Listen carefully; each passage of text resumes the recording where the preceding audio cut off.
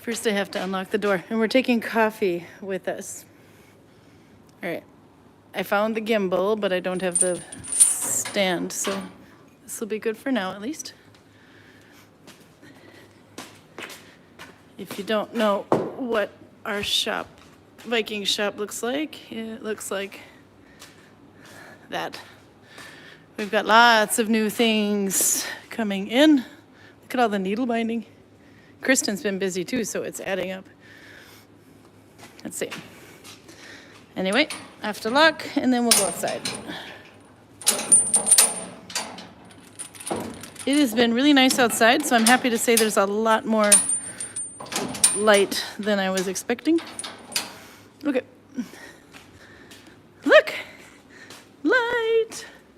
So maybe we can sit outside a little bit longer, but I don't have my needle binding with me. So there you can see the avalanching that's been going on. It's coming down from up there. There's a lot more to go. But look, you can actually see the mountains. This is where Karl and Runa were basking in the sun at 1:50 when it came out today. And then it went, I think it stayed until about a little bit past, no, about 4 o'clock. And then it got cold again. So you can see the last of the sun up there. It's already down, but I mean the shining on the mountain. But there's lots more snow that needs to come down yet.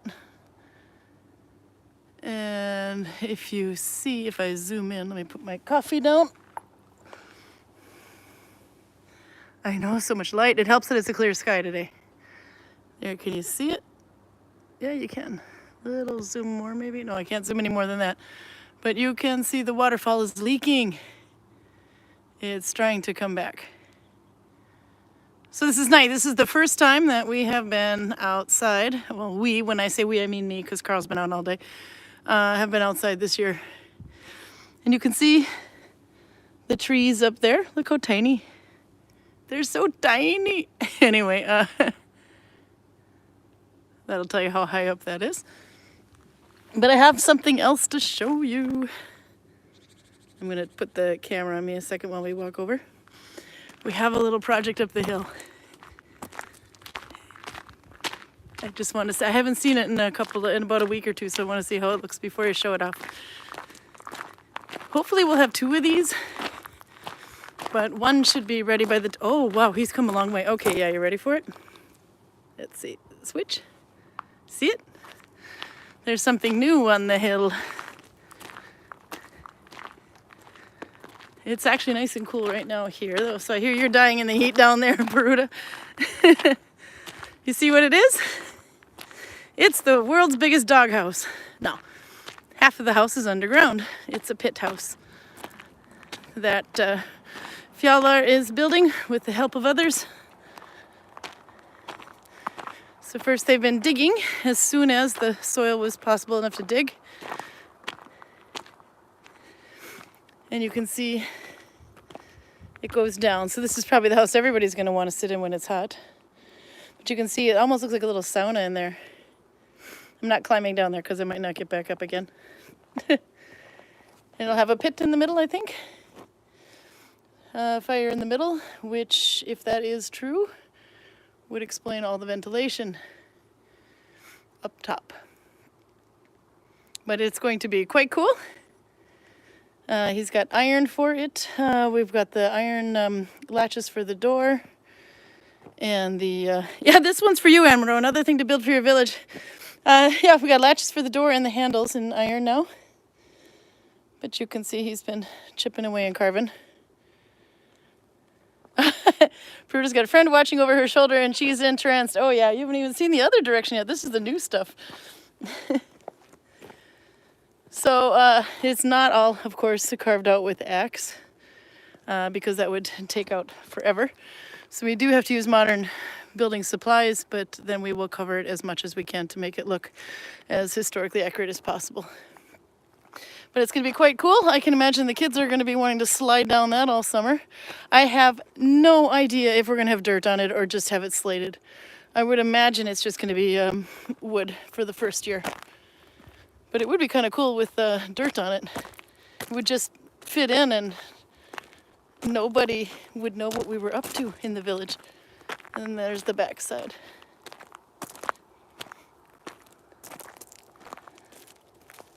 So then we're looking at a very booked summer for Vikings this year.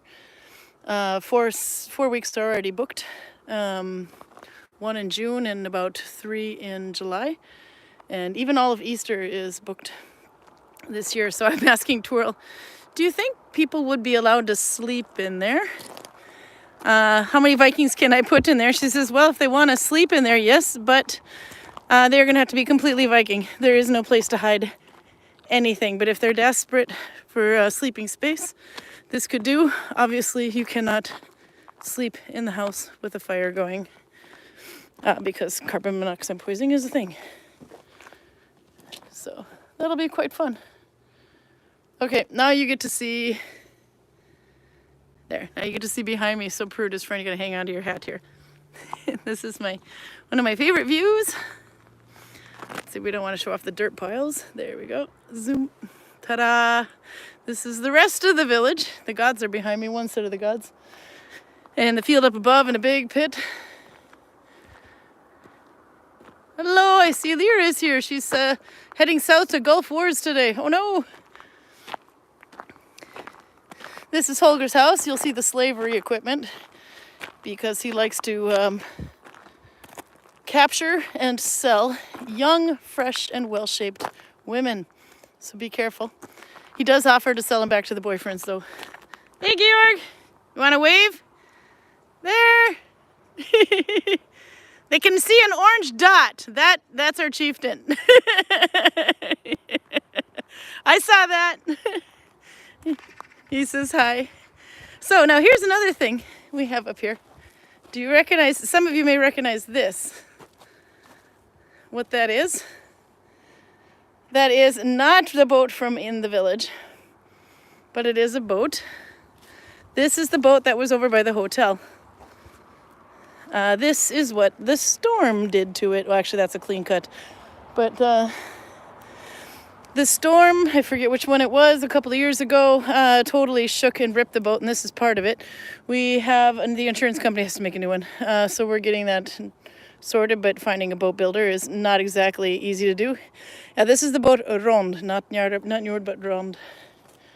I think it's, no, Njardar, sorry. This is the Njardar boat. Rond is the one in the village, if I got that right. Anyway, we're going to use it on display and make it look like a shipwreck. So that'll be kind of fun. I don't know if people are going to be able to walk on it or not. That's up to the powers that be. But that's part of it. We have also the back again. Yep, it's an X boat. So, but that will be put on display. It was where the pit house is now, so it's just temporarily being stored right here. Holger will be here in about a month and a half. And then we'll make him deal with it because he's a man of results, right? Anyhow, that's Holger's house. He's very good at decorating it. And that is Holger's wolf symbol up on the top, going between the two other ones. I can see if I can send you some boat builders that you can't ask. That would be perfect. Holger's house is decorated with, we're getting a little village tour today. Holger's house is decorated with traps because he likes to fish as well, and he actually uses these traps. On his day off, he'll go out kayaking and fishing. I don't know how much he's caught, but he's got a very well decorated house. He's here every year, and he'll stay here until he has other people that have to share the house with him, of course. Last year, he built the cage. There you go. That doesn't seem to have a door on it, though. I think the girls could get out of that pretty easily. But you can see he's a very busy man because his fence is looking better than the rest of our wattling fences right now. We need to pick them up again. When Albert was here, Albert in the chat, when he was here, they helped build the fences in the beginning out on the fjord. But time goes on, people walk on them and they start looking like this after a while. So we have to fix them back up again. Yeah, if you were a Viking reenactor and wanted to stay in the village, you can stay. You volunteer for about 4 hours a day. It depends on if 4 to 2 hours a day, depending if you're gate guarding or if you're demonstrating. Demonstrating is about 4 hours. You could work on a loom like those, or you could stand at the gate for about 2 hours, and that'll help a lot. Because we have a lot of tourists this summer, and then you can apply to stay in one of these houses. However, you do have to have your own Viking equipment because we don't have that for you. It is possible to dine, shower, and take a potty or a poop in a modern room, but you have the shared responsibility of keeping it clean. This is how Roger expands the sheep area. So they can go, we have 2 sheep you'll see in a minute. They can walk all along behind these houses you see here. Let's see if we can find them. There are 2 sheep. There are Grotas and Svarten. Grotas means the gray one and Svarten means the black one, although their names have stayed the same. Their colors have shifted over the last 6 years now. 6, I think they'll be 7 this year. In this month, actually. In March, I believe we got them. There's one. These are old Norwegian short-tail land race, opposed to the sea race. Says Karl, but they are spelsow, old Norwegian spelsow. One of them looks like he's ready to take a poop. Yep, he is. There he goes. This is all for you. Do you want me to zoom? These are the most authentic Vikings we have in the village. That race is pretty much unchanged in the last 1,000 years. You can see their horns are curved. These are 2 brothers from another mother. They will live about 14 years. Are you getting ready to charge me? No, he's coming to say hi. But those horns will go another full rotation, and they'll live to be about 14 years total. So, and their wool is getting pretty long.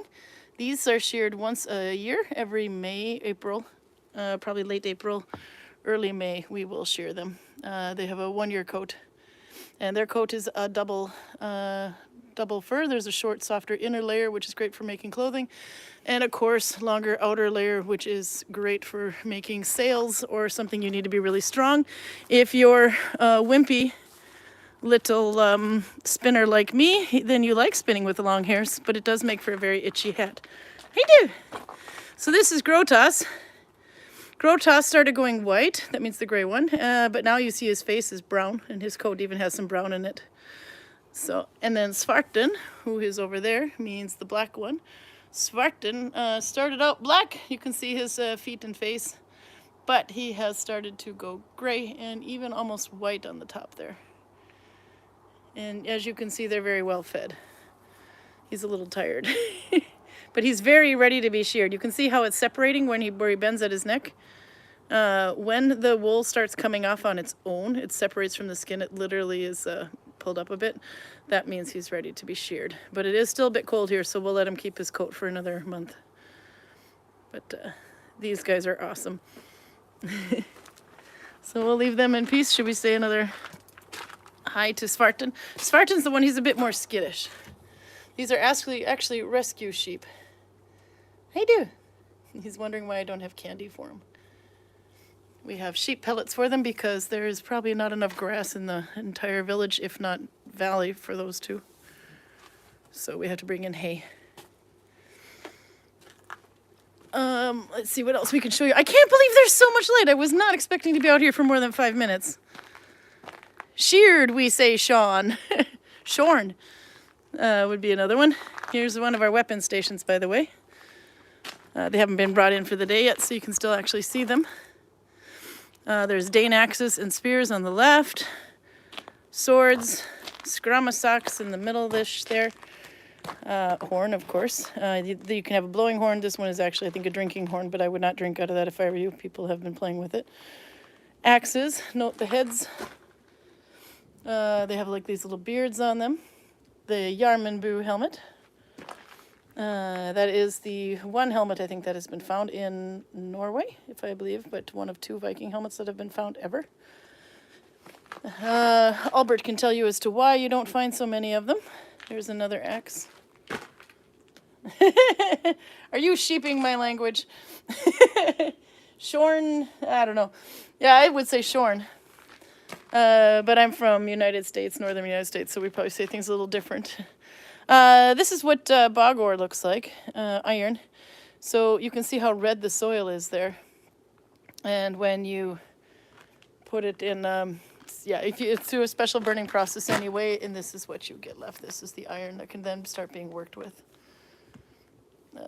There's a huge detail about that I will definitely misquote. For a minute there, I thought that was a sloth. But it's not a sloth. We didn't have sloths in the Viking Age. This is a reindeer fur. That looks, that I think Roger decorated anyway, but that's the one he wears, I believe. And then there's another helmet, but that helmet is round backwards, I believe. And this was a different style helmet. I think this one had just the nose piece, but not the whole face guard. Then, of course, shields. These ones get used, as you can see. There's shield biters in the village. The black and the yellow, Albert, you would know this better than I am. Albert was actually a guide here for a while. That is the Gulatinga colors, which is not too far from here, Gulatinget. But I didn't realize they repainted that one. I like the decoration on the yellow and black one. We did have a yellow and black shield, just not that design. So here's more area for the sheep to play in. And they can even go further back more. This is my house, the wool house, the textile house. I have recently moved to Gudvangen, so I'm not in it as much anymore, but the guides use this one. We have a lot of things on display, and this is one of the guiding stations where they will show textiles and talk about them. The textiles are locked away behind that window right now, so you can't see them. Anyway, but here you can see the wool. This is from our sheep. This is the stuff that we have not used yet. We have a lot of donated wool as well from people in the valley, so our freemen can take a bag home with them if they want to. It's a lot. They just have to wash it themselves. But if we keep it hung up like this anyway, it basically does not start to rot. You can also use these in gardens, of course. But you can see on this one, there is the long outer layer of the sheep. It's quite long. If I put my coffee aside here, you can see how far it goes. Here's where it starts to separate, but look at that. I got company. Are you sneaking up on me? I didn't notice, I swear to God. I didn't know you were there. Sorry. No. I think I caught them in the act. Anyway, this is when you'd make sails from. It's quite long. But on the underside of that, or closer to the skin, you have the short hair. This is what you would make clothes with. Nice and soft.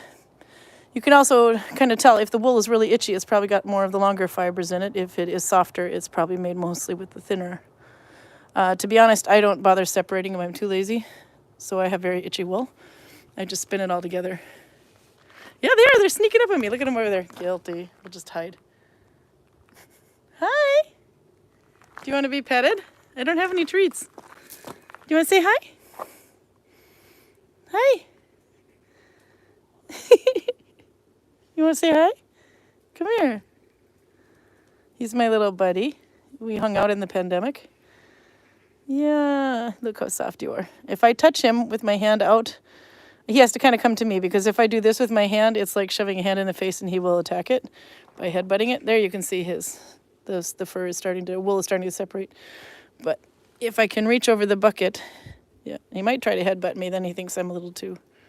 There, can I pet you? No, he's getting ready to headbutt me. There, now I can pet him. You want to be careful when petting a sheep, if they let you, that's how far my hands go in, by the way. Not get your hands caught in the horns. They will break your arm. His wool is looking so nice this year. I have to make something with it. I have to make lots of stuff with it. Somebody needs to send me a spinning wheel that works. Maybe preferably somebody who can spin it too. Oh, he looks so good. But see how much it's separated there. Now it's starting to separate. The wool wants to come off on its own. And back in the day, it actually did. You can rub up against a tree, and these will come off. Does that feel good? Will she give me something, or will I kick her?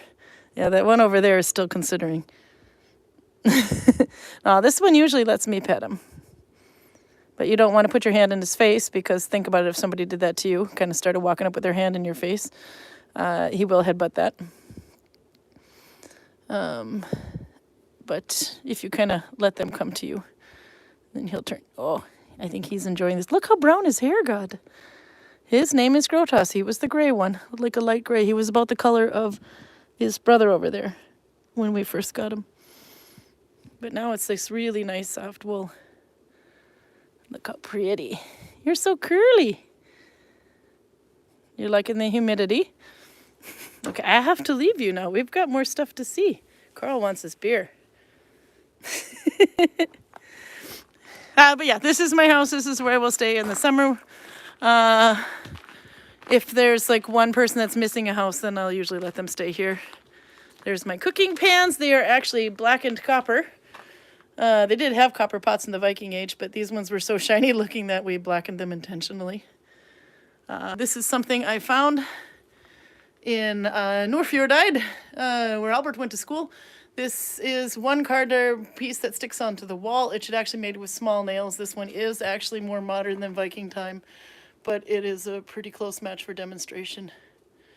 But you take the other end of the cardar, which is probably in the house, and you can set the wool on there and then just start carding it in this kind of a fashion to card it. But first you're going to want to comb the wool. First you're going to want to wash the wool.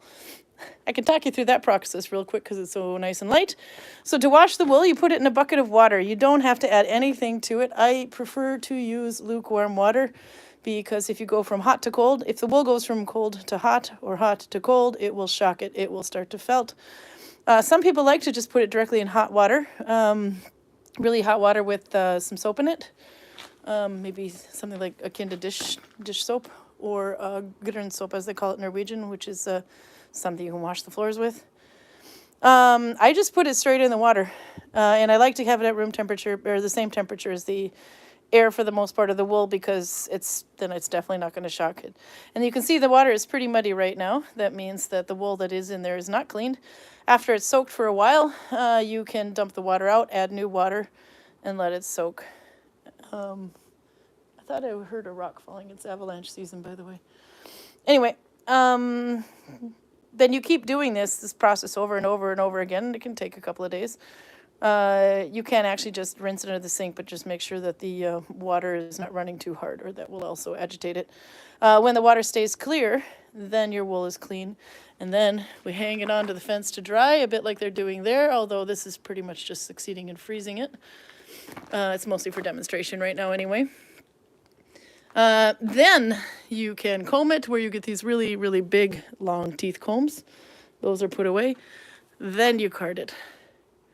And then you can spin it, which also the spinner is packed away. And then you can use something like this, which is a niddy-noddy. You put the spun wool on this side, maybe it's sitting in a bucket on the spindle still, run it through here, down there, and then attach it to one of these arms. And then you spin this whichever way you want to. And as you spin this, it starts winding up all that wool, and eventually you'll have like a hank of wool that's ready to be set.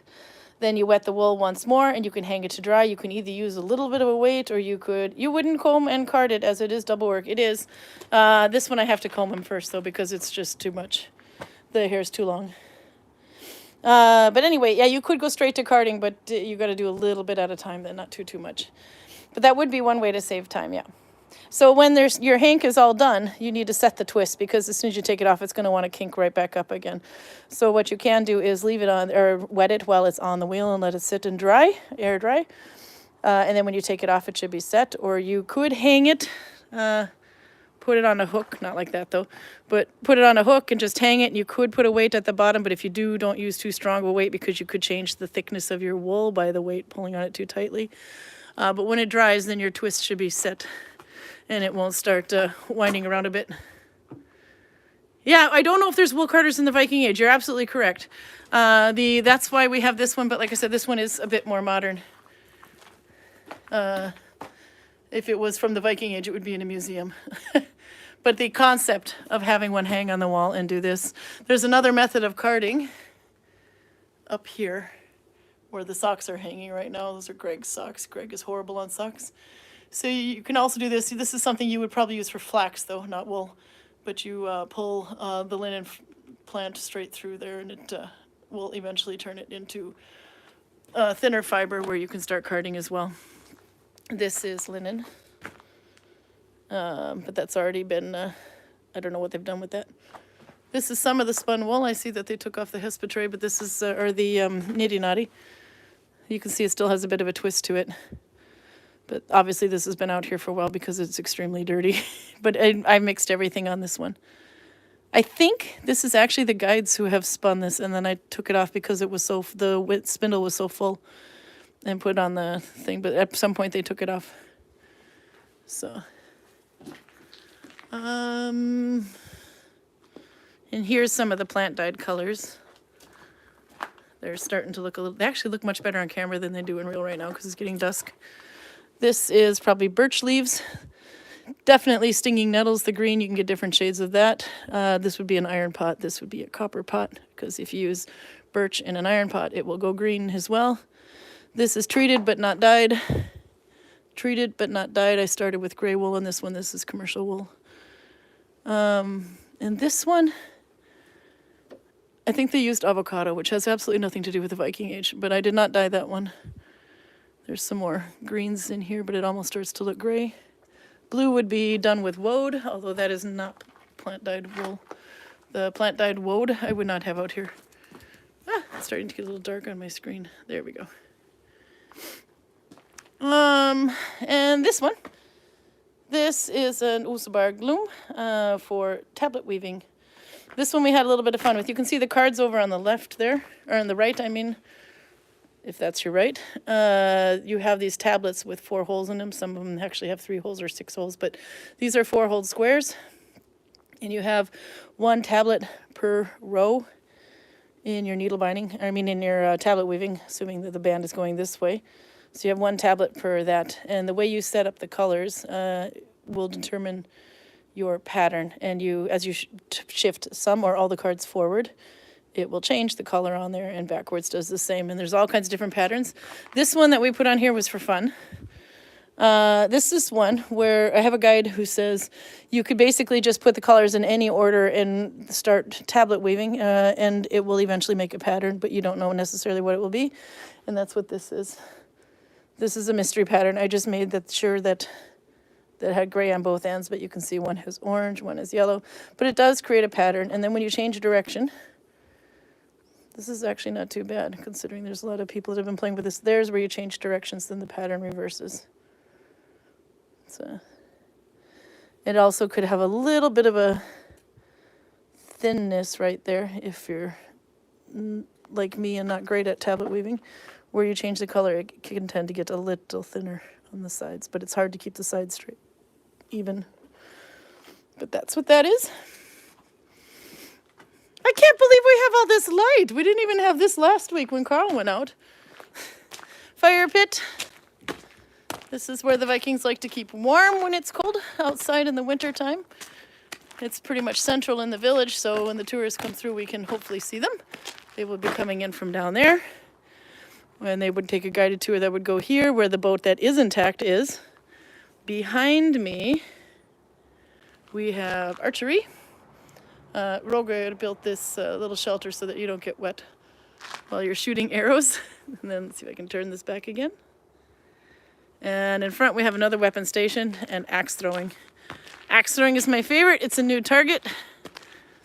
So I have to figure out where to stand again to throw axes at it. And to get them to stick.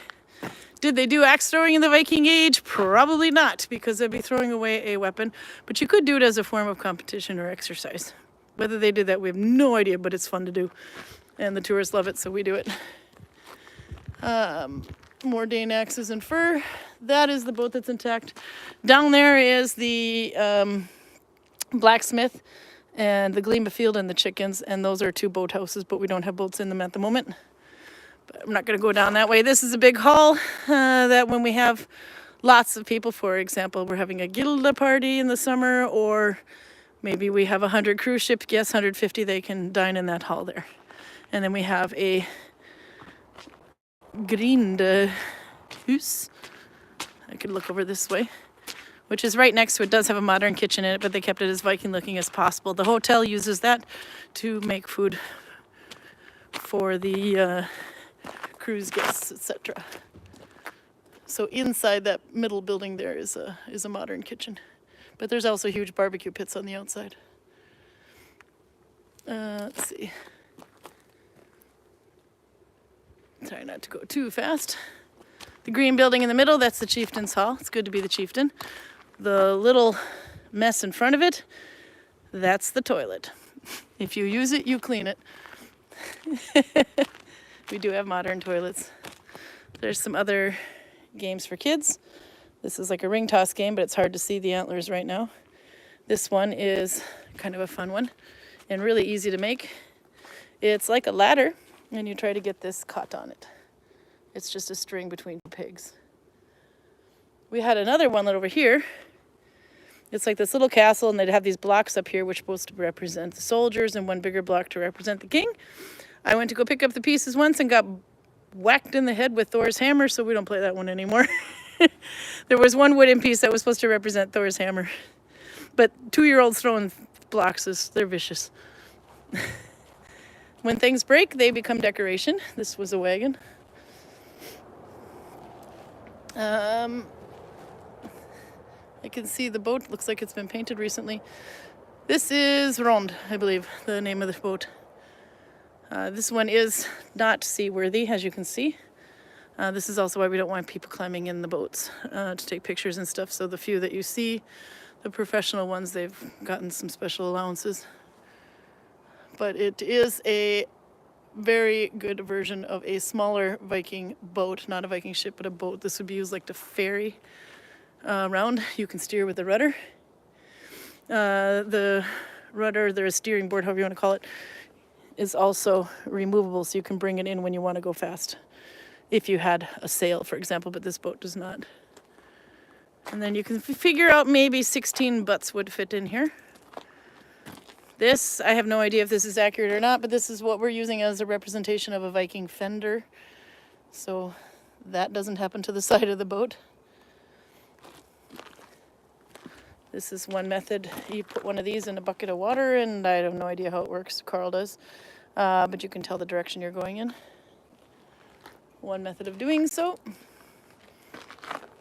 You see these here? This is where the paddles or the oars would go. The oars are actually behind me.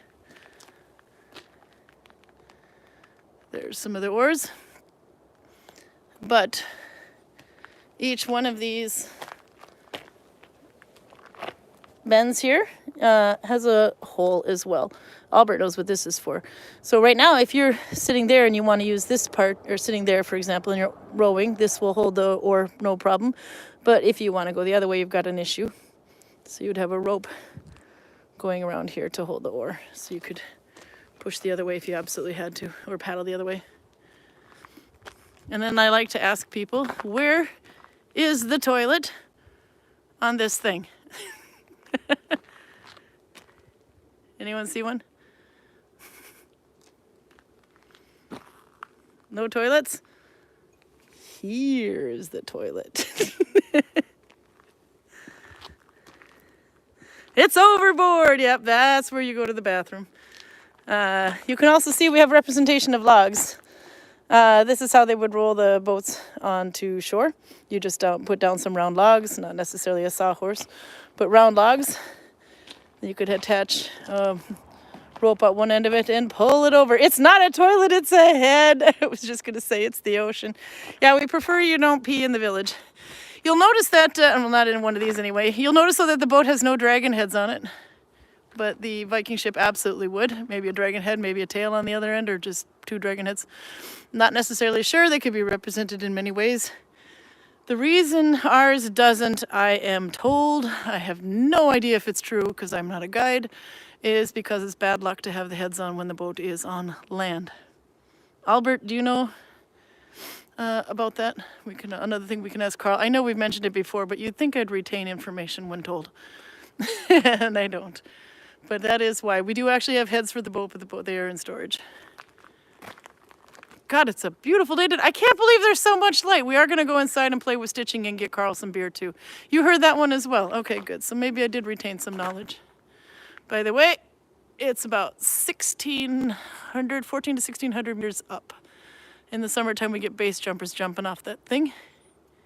And as I said before, these are avalanches. But you can see they won't hit the houses because it'd have to be a big one. The land is built up to guide it down to the river, or to the fjord, I mean. I'm catching some chat. Peruta says, you can pee into a pot there if there are ladies in the village doing plant dyeing. You absolutely can. And that's what the little Viking bathroom over there is supposed to represent. My textile embroidery that was hanging off of it needs to be redone, so it's down now. We used it as a picture in the house, but I'll make a new one. This also is becoming less and less semi-private. But this is representation of a Viking toilet. So you see the bucket. You can pee in the bucket and then store it way over at the other end of the village for about 3 weeks until it gets really stinky. And then you can use it to start tanning or dyeing or however you would want to use. There's a better view of the chieftain's hall. It's good to be the chieftain. Green, which is not too expensive of a color to make with plant dyeing because you can pretty much use every other plant that you see. It is a very expensive paint color. So our chieftain is living high off the hog. He also has a lot of iron in there, and there's not a lot of iron in these houses. These two, by the way, stuff you saw over there, and this one, they're actually duplexes. But you'll see that one has wool sticking out of it. And the reason for that is to keep it warm. It doesn't really, I mean, it doesn't keep it warm, but it helps it because the wind doesn't blow through. You could either use wool or you could use moss. Dried moss also works. We did have dried moss in them originally, but they just started crumbling and falling out. So now we use wool. But those cracks, they'll like grow and then they'll shrink and grow and shrink. It's not showing too well on that one because of the sun. But on this house, you can see the system that Karl's been talking a lot about. Here's the term for it, and I can't remember what it is. But for these houses, because it has a sod roof, it has to hold a lot of weight because the sod can be really quite dense and thick. So, oh, you see well. Okay, that's good. So you have these poles on a solid foundation, which, by the way, these look like they were cut by masons, but they actually would do that. They did immensely impressive work when they put those slats together. But you have these big solid pillars here that go in between, and then you have these pieces that go this way and they just slide in. So if the bottom one gets damaged, or let's say that crack becomes a bit more developed, you can take it out and slide in a new piece. But these have to be flippin' solid because they need to support the weight of the roofs. This is something that's new, by the way, that all our houses are getting now, is chain links. Since COVID, we don't let tourists just walk into the house because the people living in there are not always comfortable with that. They can now, obviously, but if they don't want people walking into their house, they can keep it chained off. But they need to leave the doors and things open so people can take a peek in and look. And if they want to allow people to come in and look in their houses, we absolutely love it when they do that. But then they need to make sure everything is Viking appropriate because they will look behind the curtain and see the sleeping bag. And just to the left of that house there, you'll see the brand new Viking charging station. So you can park your car there, charge it, and go eat in the diner. We're not so sure we're liking that light. We're trying to find a way or something, planting there or something, or maybe putting a little fence on top. You can see the wattling there is kind of built down again to try to get rid of that light, that green light. And people ask how we get our food, and we tell them if we just crawl over that wall and wave a plastic card, they give it to us, and it's already killed and packaged. No, we don't climb over the walls either. That destroys them. My screen just keeps going a little darker and a little lighter, but I can see that you guys can see better. I found that out last year when we were out here for Runa's birthday. It looked so dark I couldn't see anything, but you guys could. So this used to be, this is another kitchen house. Oftentimes, if there's people that like to cook or bake bread with the tourists, we put them here. This is also another great place for dyeing, as long as they're not chopping wood so loudly that it disturbs the tour at the boat. But this is the house that has a smokehouse. So you can smoke fish in there, for example. And it is so good, we've actually done it. This is a compost pile that needs to be fixed. As you can see, the sheep wool is really good at composting. All of these that you see here, these are actually nettles. So now would be a good time to pick those up, the nettles up, and try to make fibers out of it, because they're kind of retted already now that the snow has melted. I have to try that. And here we've got different representations of pots. This one here, I believe, is a copper pot, but that big one on the bottom is an iron pot, but the big one on the bottom is a copper pot that looks blackened, but those are used for dyeing.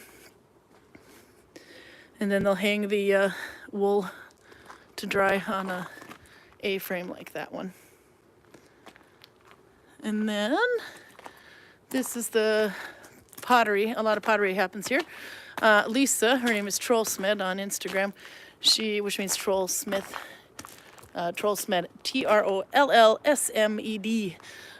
But she made that little kiln, and she usually destroys it, makes a new one every year. Last year she didn't destroy it because she had to be all over the place, so she wasn't able to do it. But actually, I'm kind of glad it stays there until it's ready. But she builds it up, just forms it and everything by hand, and then she'll come and sit down at that table there, and she'll sell her beads that she's made. She makes glass beads and all kinds of things. Oftentimes we'll have textile people staying in this house as well. We used to have basket weavers here from Poland. And this is one of the things that has remained since before the pandemic. It used to be a big basket that would hang this way. So we need to have them come back.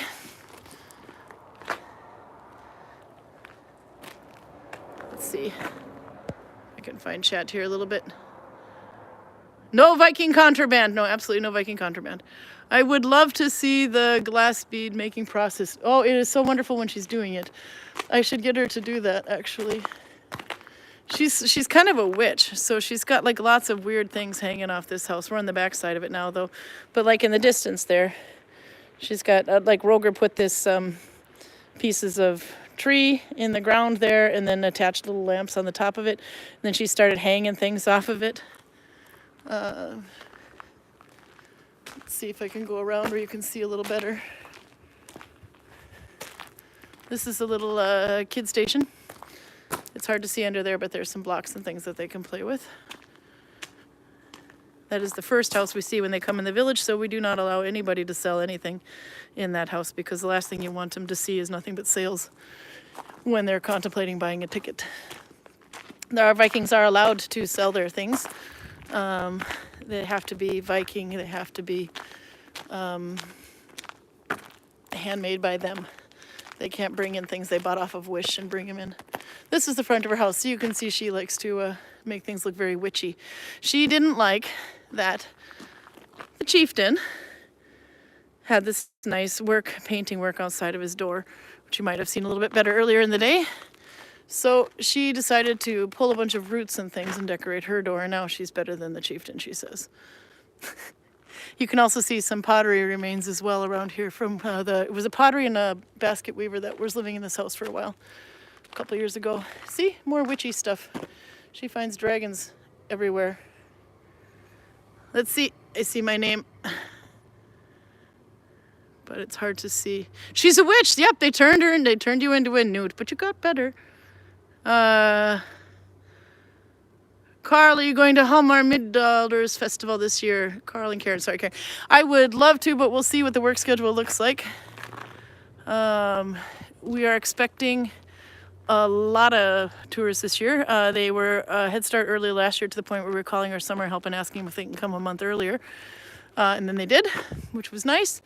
But this year we also have the Asian invasion, as we like to call it, because the borders have now opened up that they can start booking trips over here too.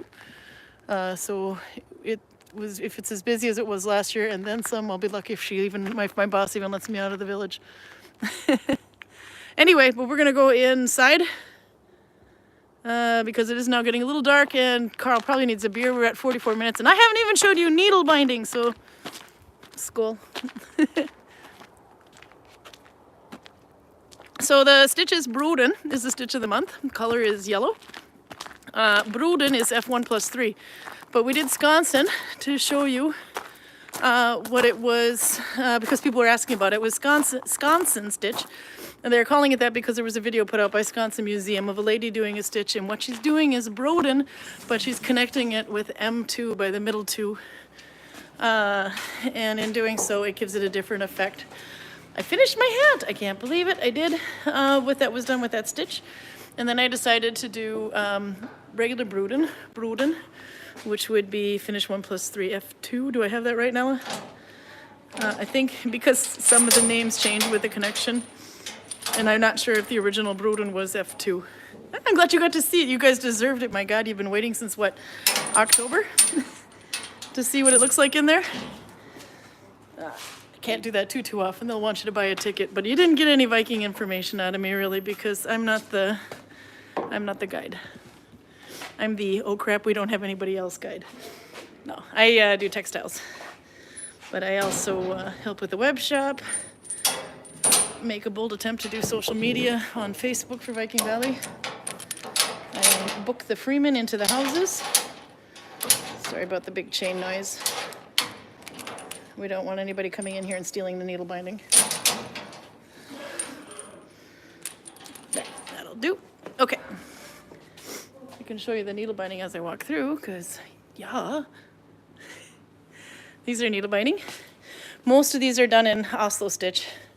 Oslo stitch in thick yarn makes for a very fast hat, and we have a different price category for those. There's about 5 people needle binding in here right now. This one, if you remember from last January, is the Coptic stitch, and with that alpaca yarn, and I think pink was the color of the month. This one, you'll remember from January this month, this is the Ulu, or February, this is the Ulu stitch. That's my Elsa hat, I like to call it, because that blue was so electric, but when you knock it back with that, and I only had a little bit of it, it kind of tamed it down a bit. This was January's hat, our boga.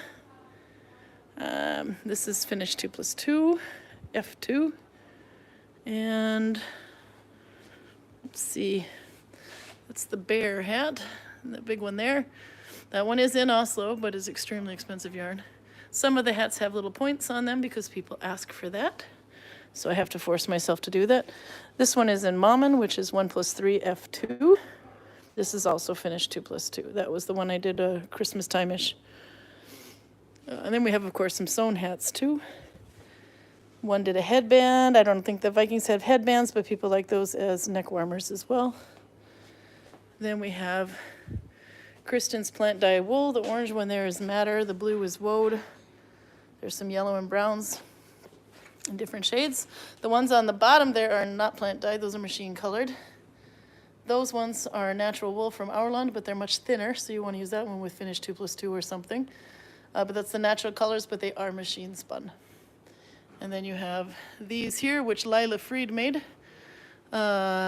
She has hand spun these on a drop spindle and colored them as well. And then these are ones I use for embroidery thread, but all of these ones up top here, they are machine dyed. Although we do have some that Lila plant dyes when she's in the village here. And then we have these little singles. These are ones I spin with the sheep's wool. You can see there. This brown one, dark brown one, is from sheep that's brought in. Can we see the sheep I embroidered? Yeah, we can. So there's more of them. This is, I found out I have to get bad again at spinning. My spinning is getting too good. And it doesn't make for the best sheep, so I need to start making it rough. If it looks a little bit more uneven like that there, that's actually perfect for embroidering the sheep. This is the ones Prude is talking about. These. I sold a couple of them this week, but you can see there. And you can see when you embroider with it, when the yarn goes fat and thick, it actually makes for much better and more livelier sheep. Here is where I screwed up and I cut it too short for the frame. So I just took another piece on top of it and stitched it down, and I kind of like the look of that more than without now. So there's a happy accident for you. And I've had some really big ones here too. These are the prints Tamara made. She'll be back at the end of the month. She carved them out of linoleum, I think, and then she prints these on handmade paper. Anne bought a lot of wool for her birthday, so I'm not supposed to show her. Yeah, but Anne, we haven't ordered this year yet. Just keep that in mind. There's the earnest that I did. I usually like to keep one earnest in here because they sell fast, even though I have to make them more expensive because they take too long. Thor's hammer, that's actually more simple to do. That's just stem stitch all the way around. So if you need a good start project, that's one. Then I have the Valknut, pincushion, the Triskelion, and I believe that's Fenris.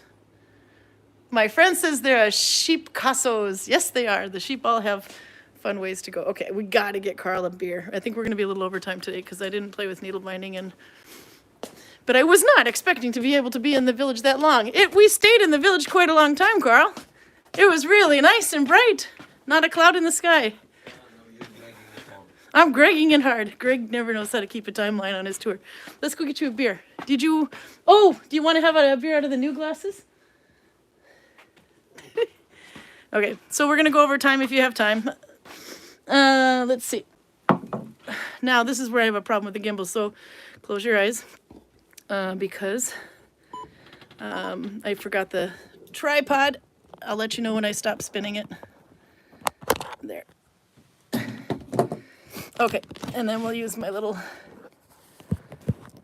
deck system. Okay. Karl, did you find out about these glasses? I haven't checked them. I thought they were going to be shot glasses. The ones we used to have in the shop were the same model, but they were shot sized. Yeah, I was not expecting them to be this big, so I immediately bought 2. I only ordered 6 for the shop, so I might have to get more because they turned out much better. But you have to see this one on the table, the dirty table here. Let's see. Do you know about why it does this? It's so cool. No, it's in the tradition of everything the Vikings drink from is hard to put down. But this one you can actually put it down. Somebody was actually making a joke that it would be a great way to air wine. Well, let's do that, shall we? Get your beer. I got a beer for you. You got 2 beers and not so much time to drink. We're going to kick you off with this Christmas beer because I forgot we still had Christmas beer. But we're moving into summer soon. This one is Christmas on Fire, West Coast IPA. Now Torben will be happy. You have to wash those glasses first or the beer will froth up. Raymond is schooling you, Karl. Go and rinse.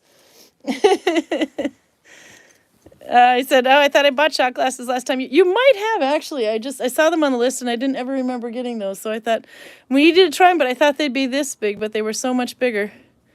Meanwhile, we got the Birka glasses back. They're blue-rimmed with yellow striping on it, etc. Holy crap, those did not get cheaper. Those got actually a lot more expensive. It's actually 2,142 kroner for a glass. It's about like this big and like that, but I only got 6, thank God, for the store. I don't expect them to sell fast, but people want that one. So this is what we're feeding Karl today. Dead Santa lighting a match before going to a Christmas tree. I have no idea why. This is also solid cut. I don't remember if we tried this during the Christmas tasting or not. This beer was brewed to save your palate from the heavy foods and sweet pastries that come with Christmas. This beer is dry and crisp, as a West Coast IPA should be, and with an assertive bitterness. This year's version is hopped with Centennial Chinook and Columbus hops for dank, citrusy, and piney hop character. God jul, which means Merry Christmas, and he's all singed. It would have to be citrusy. Oh, 7.5. No, we got this at Vinmonopol then. Okay, we'll see what you think. We got to get Karl a beer, and then I'll find my needle binding. Just for a change, PJ's actually null binding while he watches. I was inspired by the amazing sock in the group, so I'm totally falling into rabbit. Oh, good. Oh, I can smell the lemon. That smells lemony. Let's see. I'll turn it this way a little bit. Flip it here. It's no hope for this. I don't think you should put that glass down yet, though, because it's a little full. When something smells this lemony, there is no way it doesn't taste lemony as well. No. I was thinking we'd try Alsike today, but... Hello. Alsike. Maybe, theoretically. Is If it okay? it was really, really hot in the middle of the summer and the shop was all out of iced coffee, I could possibly drink this. And that was a But- Christmas beer. Yeah, I was so worried that because all the summer beers are going to come out. Okay, now we can see how it behaves. Let's see. I think I got my finger on the microphone. Now, give it a slight swish. Citrusy beer. Karl will like it. Not. No, but it works. Somebody had mentioned, though, with your cognac or wine, that'd be a great way to aerate it a little bit. I like that glass, though, so we got 2 of them. Those are actually much cheaper. They are not 2,142 kroner. Those ones are 309 kroner, which much, much better. So to show you my blanket, I am still stuck in February. I did 1 new row. I have to get my shit together. I had a productive needle binding week, but a very distracted needle binding week. I have been needle binding on things I'm not supposed to. But productively so. This one is done. I was going to block it today, but we'll block it next week. So you can see. Because it's very bumpy. This is the Skansen stitch, as they were calling it, which is Finnish 1+3 with an M2 connection, the middle 2. And this is both plant-dyed. This one is actually plant-dyed, kind of a greenish, but it went sort of brown. But the yellow yarn that I plant-dyed green is like electric in this thing. I was going to make this as the thumbnail cover, but you and Runa were doing some sunbathing today. So I had to, or sun worshipping today, so we got a new photo instead. yeah, the sun has been a rare treat. We get the sun now right as we close. Yeah. It came at 1:50 today, and it was up till about 4 o'clock. This is, you can see how bumpy it looks because it's such a thick one, but this one I will block and it will smooth everything out. This is Broden, which is F2, I believe. Finnish 1+3 F2. And if I hold it that way, you can actually see. This is a spiral, by the way. There's 2 ends. So this is what it would look like if you did an F2 connection. But if you do an M2 connection, it looks like the green one. So they're a little different when you get to examine them much closer. And if we did M1, mid 1 connection, but not an old one and a new one, but just one new mid 1, that would be Broden, would be the stitch. Pointy hats are much easier bottom up, they say.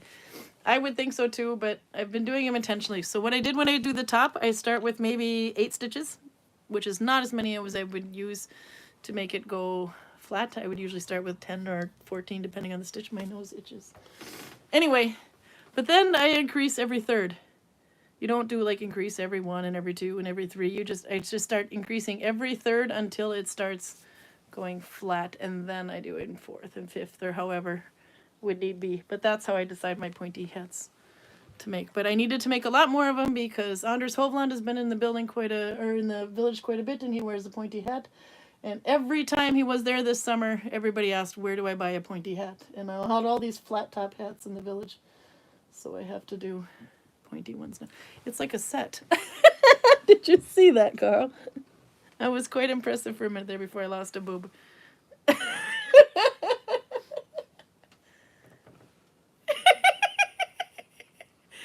Are you hypnotized?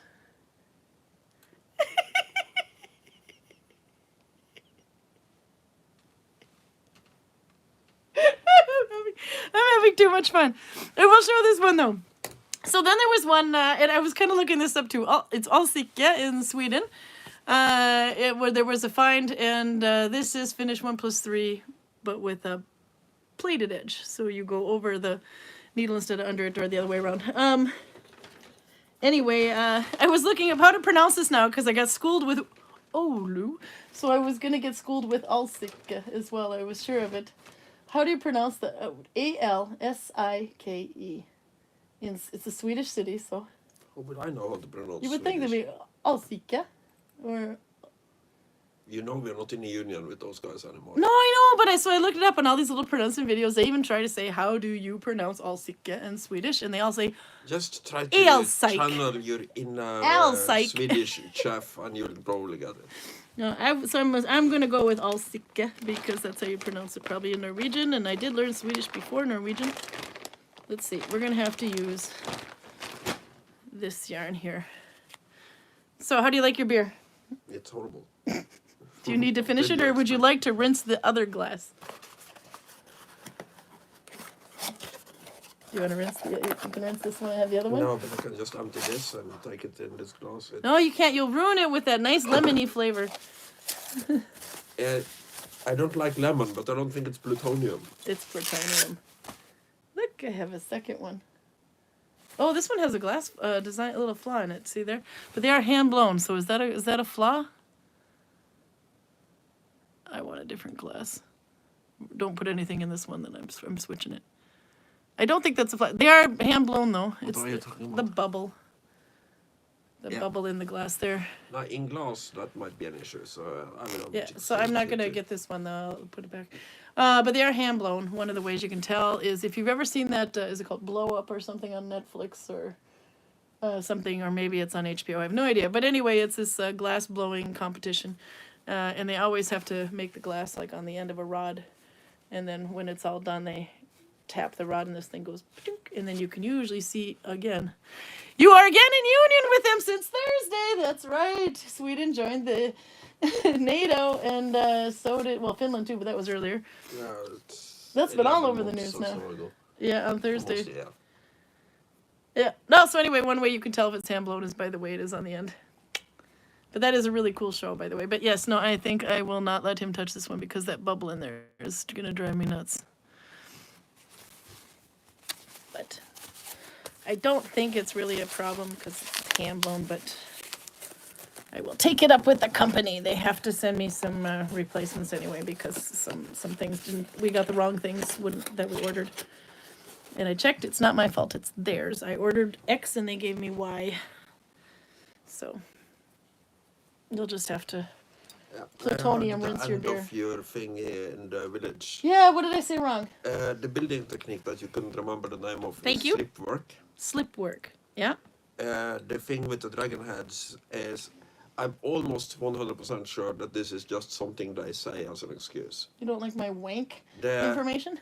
idea of having dragon heads on a ship on land being bad luck, Yeah. it's possible.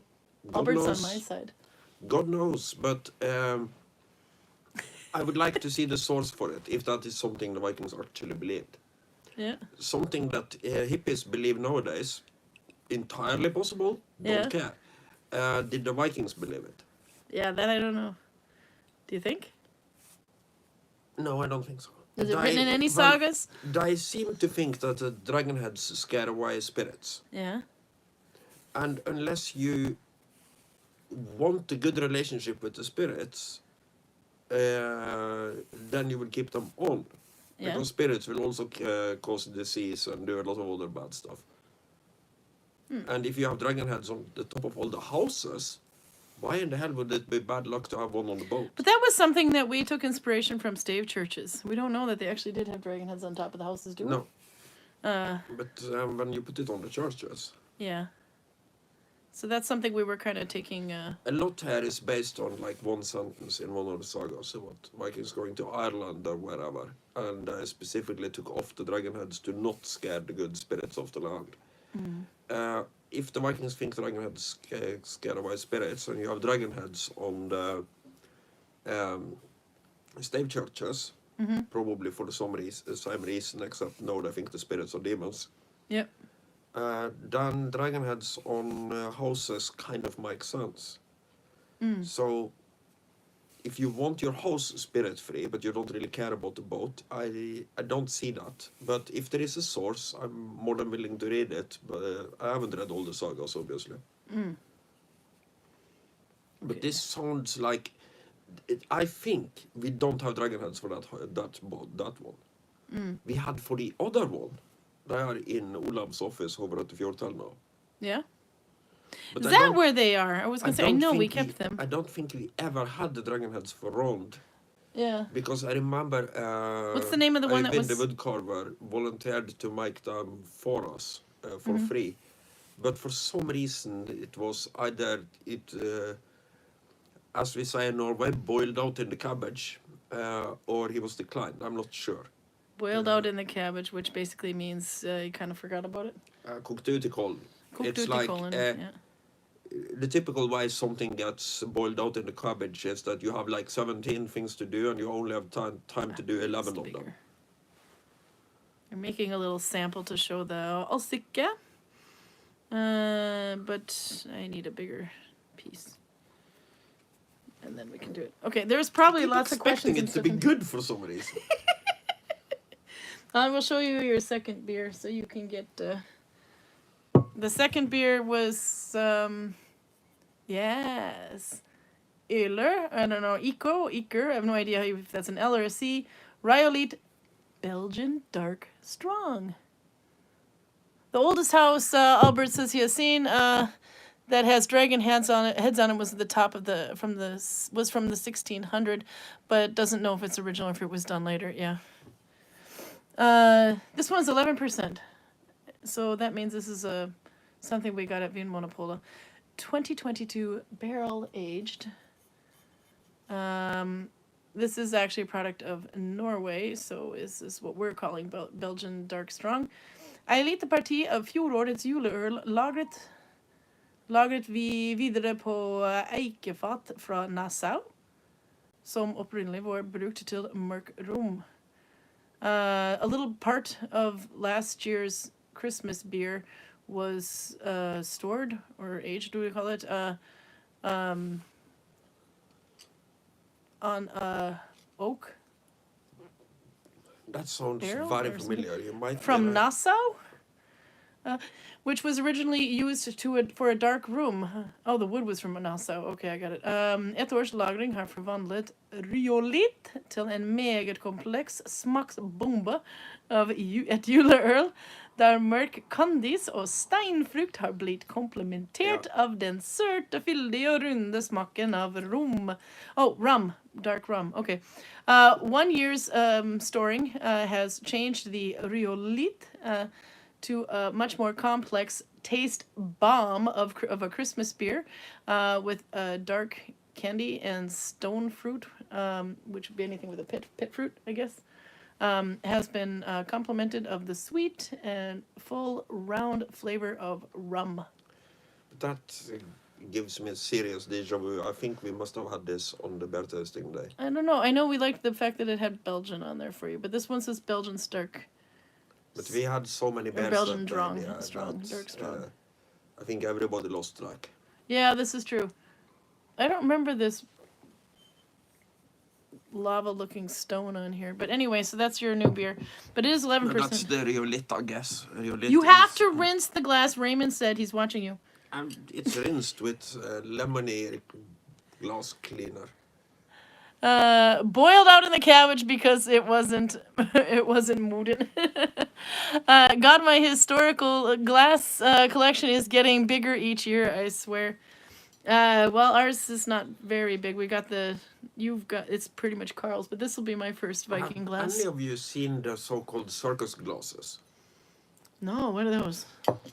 It was a challenge I made for myself that I never actually succeeded in. When I was selling for Georg in his shop in 2012, I tried with almost every customer to sell them a circus glass. What is a circus glass? The story is that they found these glasses in a storehouse right next to Circus Maximus in Rome, hence the name circus glasses. Okay. And their kind of working theory is that they are like one of the world's oldest souvenirs. People go to see the circus, and then they buy a glass from this guy. Yeah. So you have a good story, and you have a product you can sell with the story, and that's usually the exact recipe to sell something. Mm. The problem is that these glasses they have these really colorful paintings that looks like they are made by a particularly untalented 4-year-old. So they are but ugly. And I can't sell them to anybody. Everybody goes, okay, so, nice story, but holy fuck, I don't want that thing. Some people like things because of the stories. You got like Lisa's bind runes, for example, when we're not going to sit and talk too much about those, but one of them has protection of the validity of them, I mean, but one of them is a I bind have rune. no validity, so There you it's go. no reason to talk about Yeah, it. no, picking a wound with Karl here. But anyway, one of them is this bind rune that she has for protection from evil. And people are like, well, what do you do with this one? And she says, oh, well, if you have a neighbor that's very mean and doesn't like you, you just take that little rune and you hide it under her step or something, and she'll set, but don't tell her, it's a secret. And then she'll just be much nicer to you all of a sudden. She's not so evil anymore. And I gotta say, more runes sell when they hear that story. But these are little small but I things, they can don't sell cost a lot. anything by lying. It's not, well, that's her story. I'm not, it's a Yeah, true story. No, but it has nothing to do with Viking. I don't know if it works, This- but she told me this, it. Just her mental illness shining through. It's got nothing to do with anything. She's crazy. That's the witch one that I told you that likes to decorate her house with roots. So she can be as good as the chieftain. Oh, that's a really nice color. I'm sorry, we have to show that one. Look! Better than the lemony one. Look how dark. It's like Coca-Cola. Does it... Oh, it does have a rum smell to it. How do you like it? It's better than the lemony one. Oh, well, yeah, it smells better. But it is very flat. So, As in, do you see any carbonation here? no, there's no... Is there supposed to be? It's a beer, so I would say yes. Oh, it looks like a porter. No, but I have 40. That is darker than cola, says Albert. The cola would have more carbonation too, that's for sure. Let's see. Okay, I'm gonna attach some new wool, and then we can play with the Alsike stitch, which is another Broden variant. It's Finnish 1+3 with a plaited edge. F1 with a plaited edge. I used F1. Okay, so then I need to attach new yarn so we can see what's going on.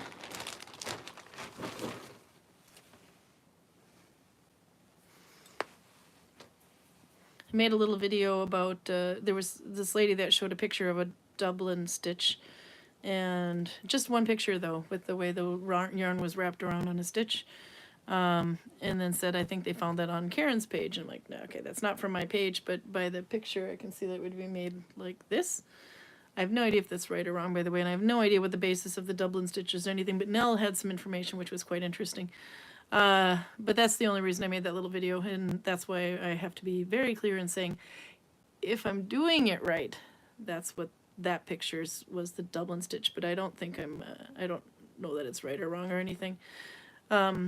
Anyway, so, but I've seen people ask about the Dublin stitch every now and then. I don't even know where the conversation of the Dublin stitch came up of, because I've only heard it in Facebook.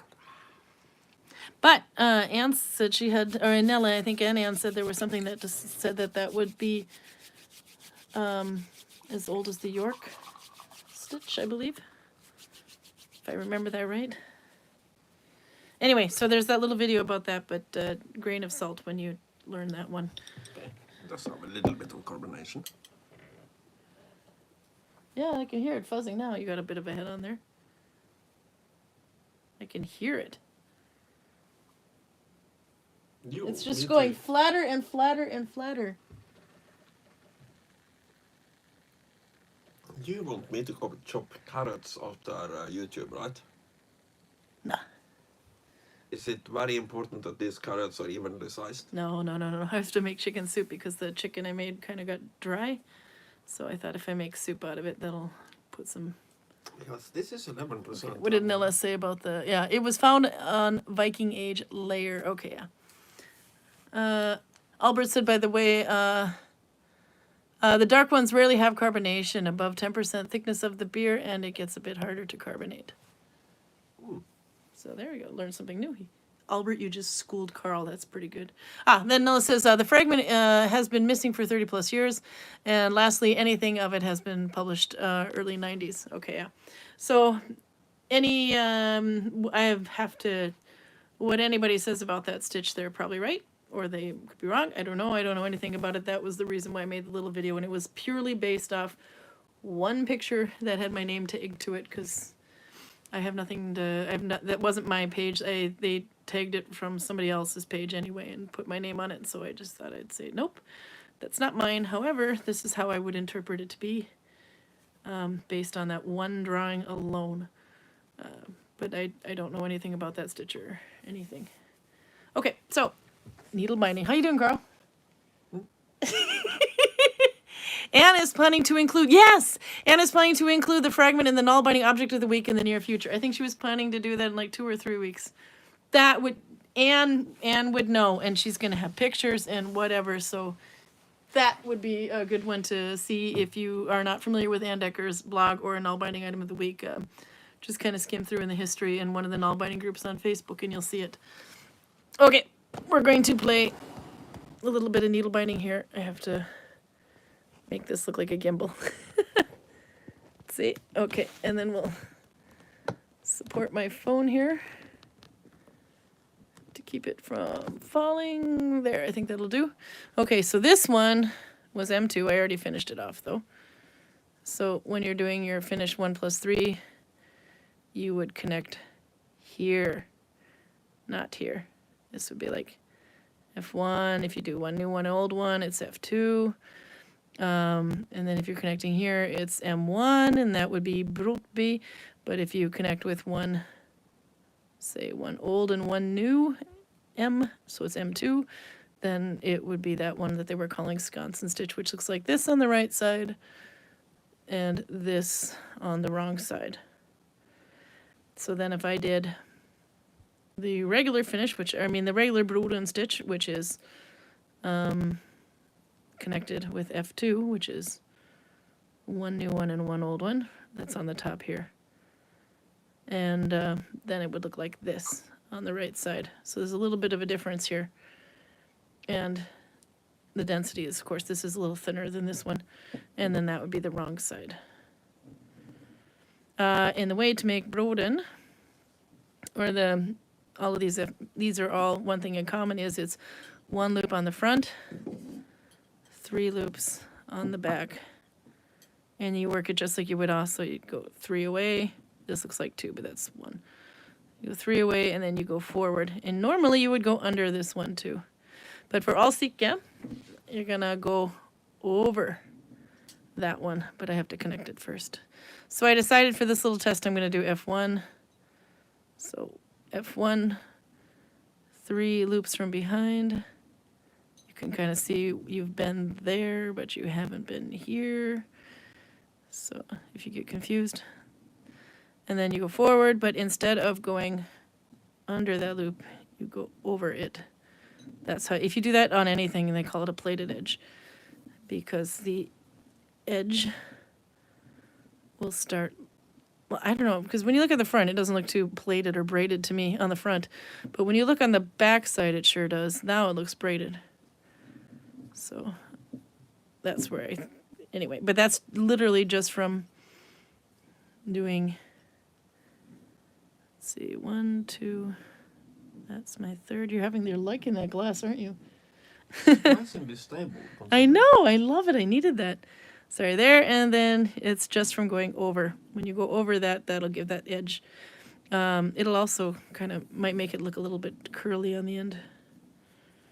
I noticed I was doing a mystery project that had a plaited edge on it, and I had to do the last row normal without a plaited edge because it was kind of twisting out a bit. So that is Alsike. I might be doing that too fast, but you've got pages like Nulak and Tot that can show it much slower. But this is what it is looking like. You can see, especially there in the middle, looks different than the regulars, than this one. There, if you can see there. So that's Alsike. This is Broden. This is Skansen, but they're all related. If I do one more, maybe we can work out this yarn here. And I don't know if Alsike is supposed to be F1 or not, but that's what I chose to do. But that makes it much more thinner in the middle here where it joins. So with this yarn, I think I would have preferred to go F2.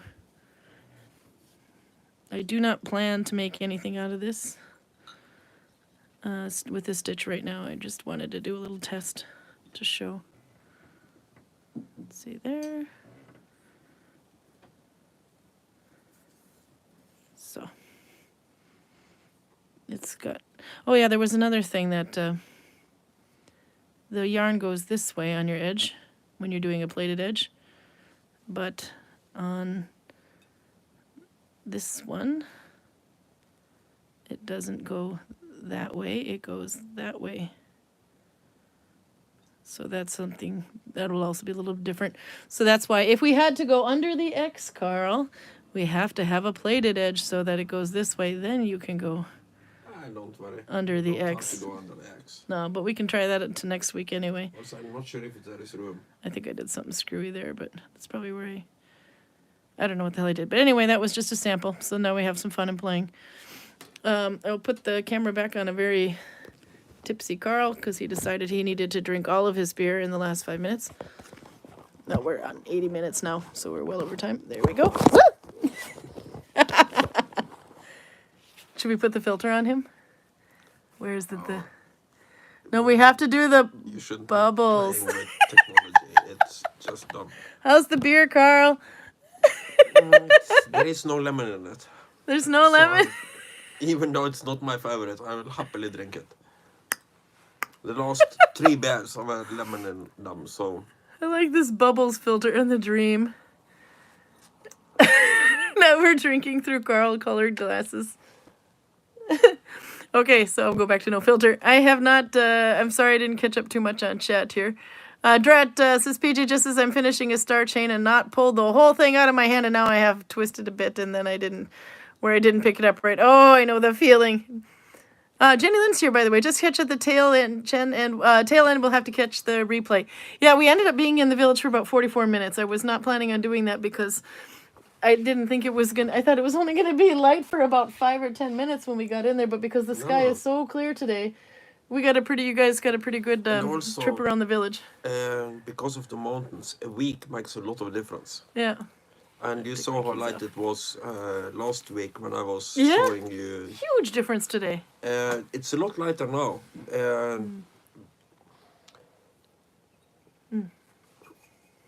I would say that the sun comes closer by maybe like 10 minutes in a day, something like that. Yeah. So. And it's only been up for a couple of weeks. The sun wasn't coming over the mountains for the longest time.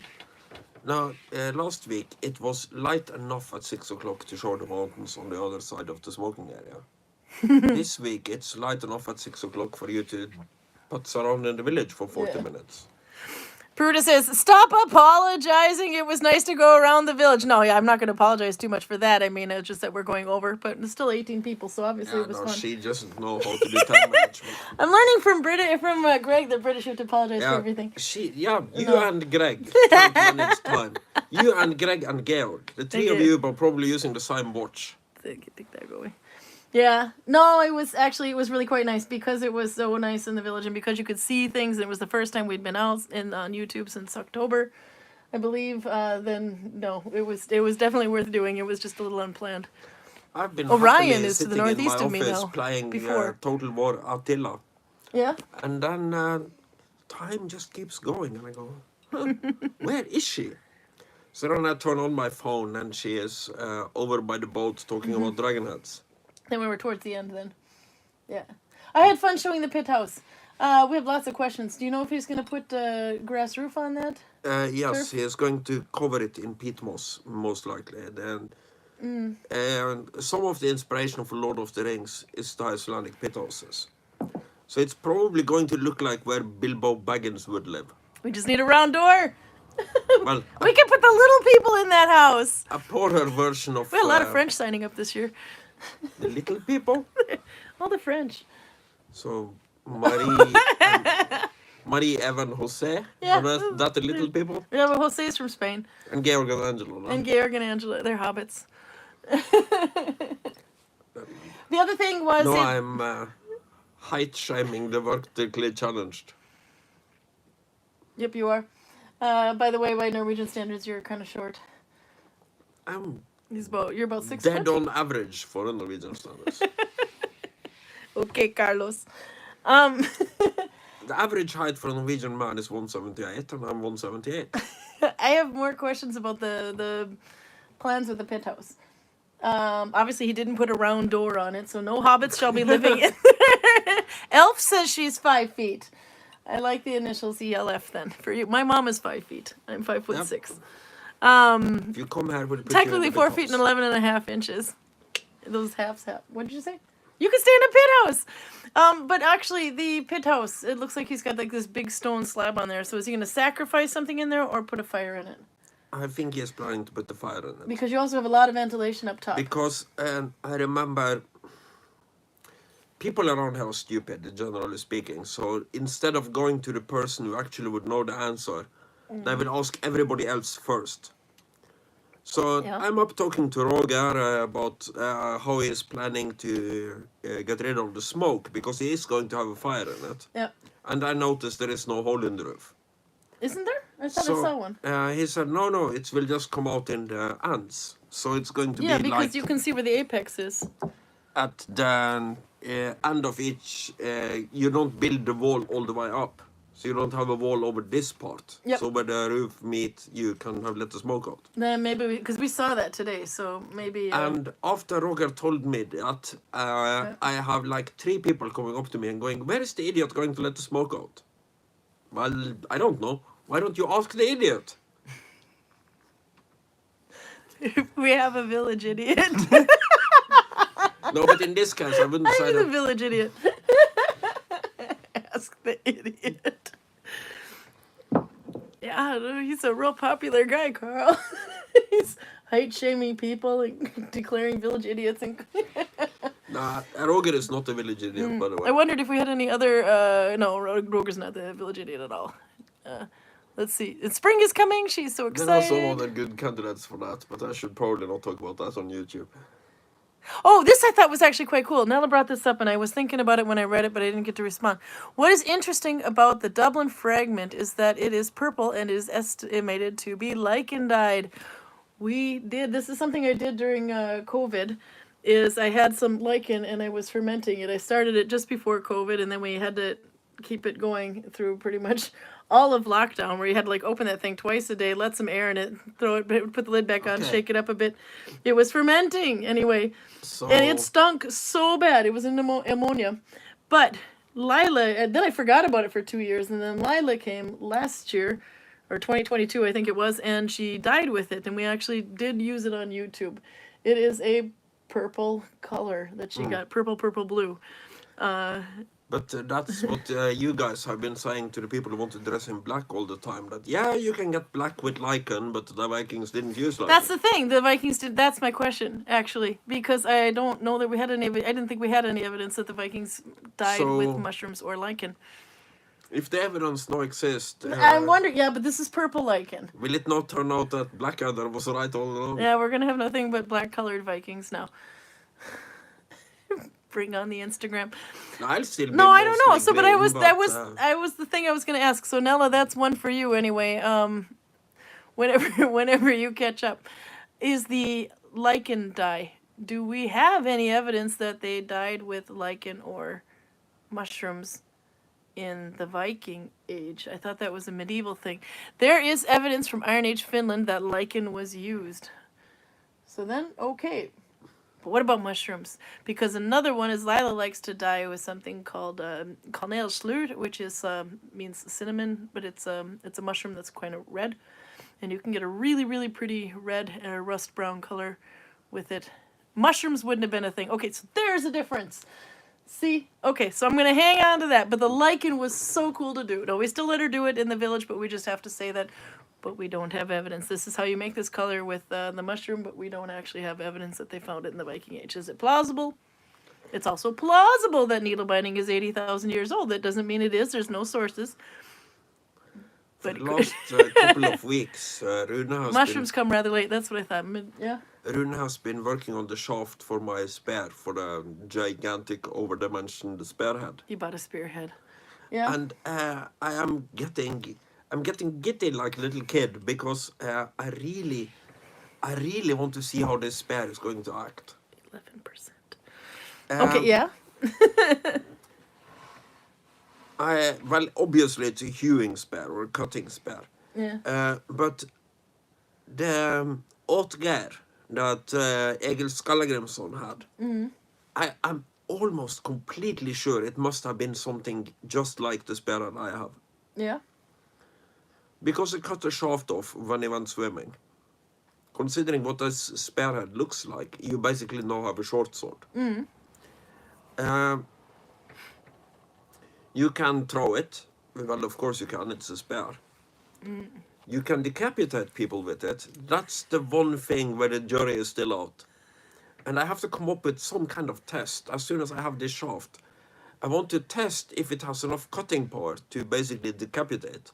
Decapitate, not decaputate. Decapitate. That's the capulas and the... Anyway, yes. So I have to come up with some good analogy, ideally something I can buy at the grocery store, for a human neck. Smalahova? No, they're already detached. No, I don't want to cut through the skull. I just want to cut the I neck. need the neck. Smalahova would be the sheep's head. I thought this was kind of cute, by the way. Raymond says, 11%. Don't let him cut the carrots. You got him out of cooking today. And Jenny Lynn says, too busy drinking shroom tea and eating them to die with them, I bet. I think she's onto something there. No, I knew mushrooms came a bit later, but I wasn't sure about lichen. Because we did have fun with that one around COVID, I think it was, where it was when we were just starting YouTube, though, where we would scrape off different color lichen. But the one that I made the blue-purple with is Xanthoria, I believe is the name of it. It is, if it's in the sunlight, it's no longer a green lichen, but it turns almost yellow or bright orange in the sunlight anyway.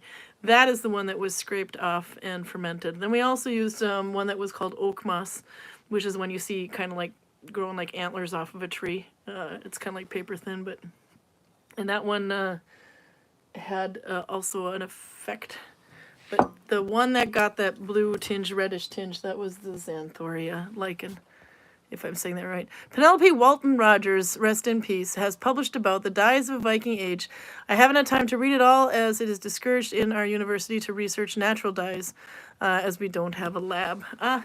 I bought, by the way, Kibi's here, Nolvia's here. She's a hobbit. She's 5'2". I can attest to this. One day we will visit Roger and Nolvia, and you'll see you are now in the land of the little people. I've been in the land of the little people since I started working for They live in Gail. California. But, no. They're cute. They could live in the penthouse. But discouraged from working with... Come visit. We have a place for you to stay. What kind of laboratory equipment do you need? Remember, you live in the age of instant communication. So anybody who has a lab, who has the equipment you need, could probably just FaceTime you in. So, but it kind of depends on what kind of laboratory work you actually need.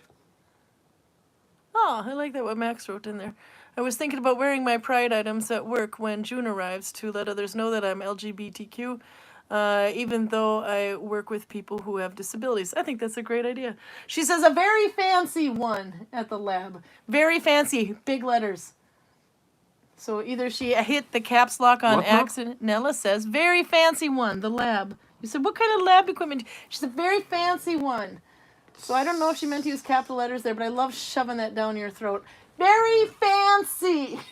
Very fancy lab equipment would be things like a gas chromatographer and different types of spectrometers. But I have to see what the name of that book. I ordered one plant dye book for the shop that I could get my hands on. The reason I'm kind of grabbing onto this is because my actual education is laboratory technician. But this is back in the 90s, and everything has changed like 7 times since then. So I don't really have an idea. I could probably do the technical legwork, but I don't have the laboratory equipment either. So it's a matter of... I can probably give you a good idea of who in the western part of Norway has the equipment you need, if you tell me what equipment you need. But that's it. Let's see, I'm trying to find my book order here that I placed for the shop. There was a bunch of books we couldn't get. Okay, but there was one with plant dyes. Here we go. This is the book I tried to get. I only got 10 of them, though, if we can get it. It's called Wild Color, Revised and Updated Edition, The Complete Guide to Making and Using Natural Dyes. There are other books that would be maybe better or something, but this is one of the few that I could get my hands on.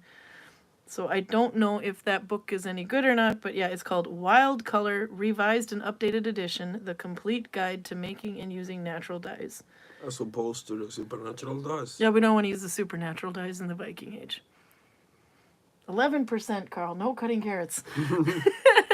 Anyway, but that was the book I got that I tried to get. There were some other ones that people, I think Nella had actually linked me one, and I couldn't get that one. But we used to have one called Garn Magi, which is in Norwegian.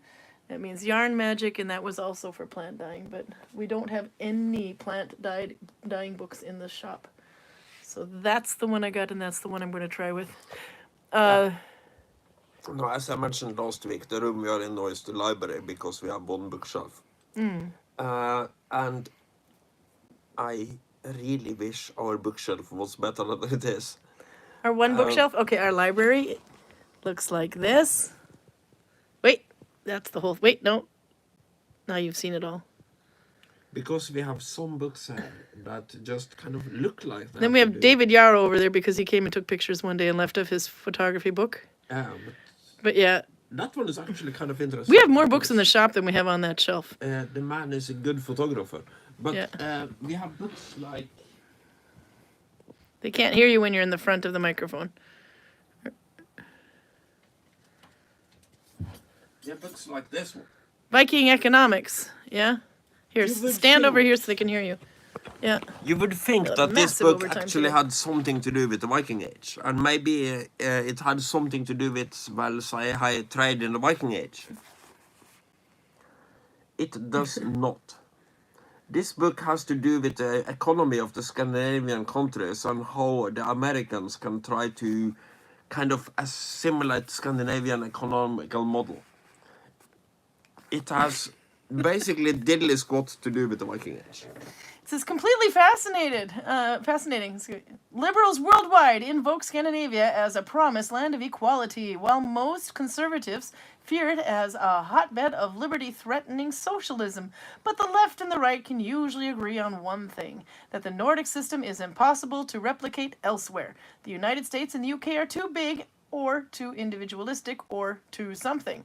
But in Viking economics, perhaps the most fun economics book you'll ever read, George Lakey dispels these myths. He explores the inner workings of the Nordic system, which boasts of the world's happiest workers, smartest environmental policies, healthiest citizens, and shared social justice goals, to show how we too can embrace economic equality and reap its many benefits. What the fuck does it have to do with Vikings? Nothing at all.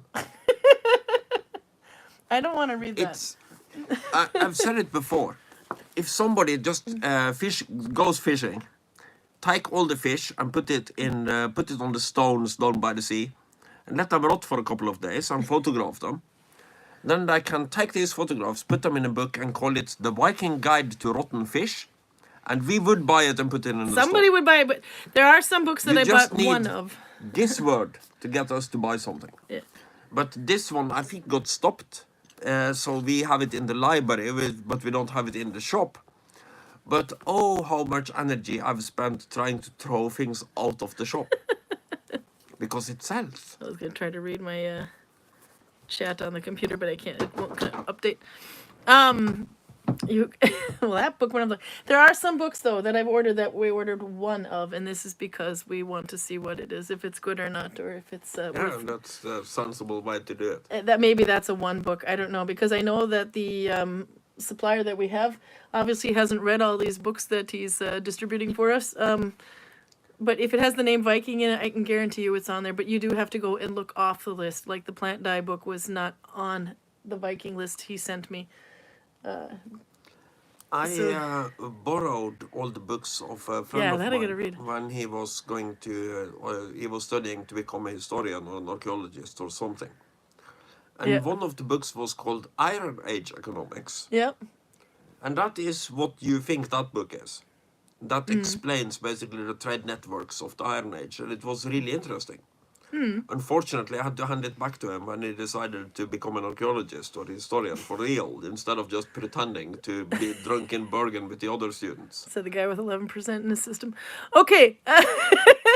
There's this. I gotta go back a little bit. Jenny Lynn, I like this. Says just need a fire, water, and cooking pot for natural dyes. I like that because that's actually how I dye. Nella says, okay, here was what we were looking for. Helsinki University has invested euro to have the stuff to research the dyes and archaeological dyes, and it's still not fancy enough to do all the tests. Then Raymond chimes in with Karl was a lab tech when Windows 95 was a thing. Chung. Wasn't that the I noise? was actually a lab tech before Windows 95 was a thing. Back in the days of DBase and DOS. Actually, that's when I was in college. We were learning how to do Lotus, DBase, WordPerfect, and DOS. Yeah, and And, actually, I'm not COBOL. a lab technician. I just Pascal. have all the theoretical education. You also have to kind of work in a laboratory for 2 years. And I have like maybe, if I'm being generous, I have 4 months of laboratory work since then. But then Jenny Ellen had a good question here. What kind of lab tests would you need to do? I thought you meant just dyeing with them, because that's what I would do. But there are people that get into the pH balance, and oh my God, I have another thing for you here. Remind me about pistachio nutshells. If you want to analyze fragments of an ancient dye, I would say gas chromatography and some other spectrographical analysis is what you probably want first. But there are some things a lot more complicated that you might also want to do, like DNA and isotope analysis. Yep. And I have no idea how to do those. I could do the gas chromatographer, and I could do the flame spectrometer, and I can do the standard spectrometer. If it was made in East Germany in the late 80s, no problem.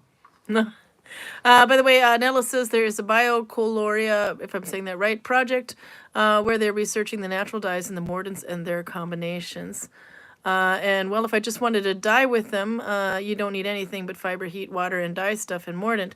But if you, for example, want to know what the agent of the dye is, you need a lab, not to mention to research the archaeological dyes, like if madder was a thing, or if woad or indigo, or so to trades route. And then she goes a little further. As I said, we were discouraged to do research in it as we don't have the lab, so I don't know too much which tests would be the best to begin with. This is a thing too, because there's also the metals in it, and so we were eating pistachios. They were on sale. We were eating a lot of pistachios. They were Yeah, Selja, the land of the sloth, had pistachios on sale. And I saved the shells because I thought if you can dye with, this is just some of them, we've got lots. So if you can dye with walnut shells, and anyway, all these nut shells, maybe you can dye with these. Why not? We could just try it. I can put it in an iron pot. It'll go green. No, anyway, we'll try it with a copper pot or at least stainless steel to see what the color of it is. So then I try to look this up. Does anybody actually done this before? Plant dyeing with pistachio, and then I get pistachio color. The color name pistachio. No. But the closest I could find was a research paper or something, research analysis done of that they had found in Persian that some of the dyes that were used in the Persian rugs for to get their colors was made with pistachio shells, and they would get something like an orange out of it, but it depends on the metallic that they used, for example, which alun, or all these different things. And I would love to have seen pictures in a step-by-step process, but all I kept doing was getting this pistachio colored. But only the one paper that I could find where they referred to pistachio with the metallics and that was used in Persian rugs and stuff. But I wanted to see but you could read through all their notes where they go through the analysis and everything and try to figure it out. I'm just going to have to try by doing, but this is for later this summer because I would do this outside. But that'll be fun to see, and I would have to use just a natural white wool or natural wool and Where a does the copper bloody pot. pistachio nuts actually grow? Not here. I know, but where? On a pistachio tree. No, I was just wondering if this is something I would have had access to in the Viking Age. I don't If know. the Persian rugs are made of it, it is not North American, No. but... But the other thing is, too, these are store-bought pistachios. I think we had a total of like 5 bags over the last couple of weeks. They're salted. I'm assuming that's going to have something to do with the results, too. Probably, yeah. Yep. So this is going to be a fun experiment to see what in the hell happens.